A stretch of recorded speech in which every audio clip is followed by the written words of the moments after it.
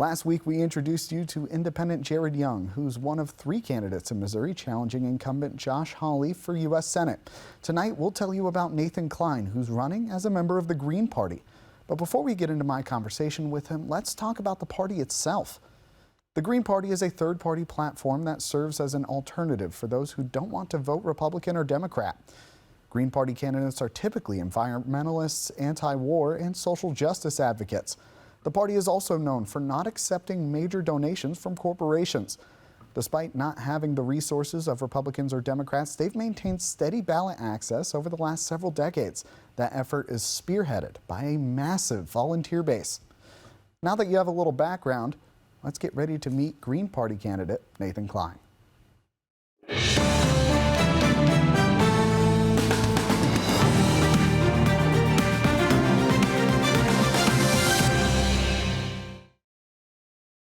Nathan Kline is a lifelong Missourian from the Kansas City area. He's run for Jackson County Executive, State Senate, and now U.S. Senate.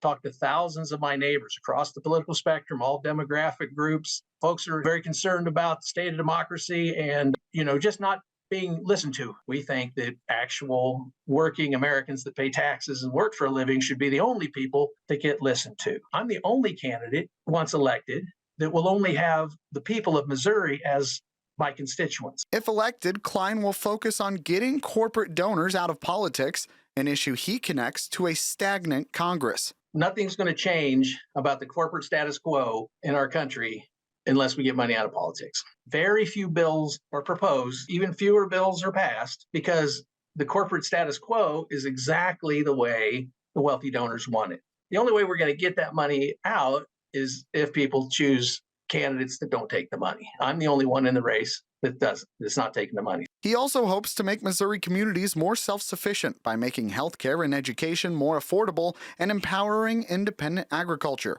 We need the government to step in and guarantee healthcare for all American citizens, like dozens of other countries are doing more successfully than just leaving it to the private market. Thousands, tens of thousands, hundreds of thousands of very smart young Americans cannot find a way to get into college because of the restrictive cost. We need to make sure to invest and make sure that every smart American kid can get a college degree. Because at this point, we're importing professionals, engineers, doctors, and other professionals because we don't produce enough in this country. The smart American kids can't all get into college and get the necessary degrees that our communities need to make sure that places like Kirksville have enough doctors, that have enough engineers. We have a handful of multinational corporations that are driving almost all family farmers off the land and basically have American agriculture into just a handful of mega crops. We used to feed our own communities. Now we ship food in from who knows where. Missouri can feed itself and should feed itself.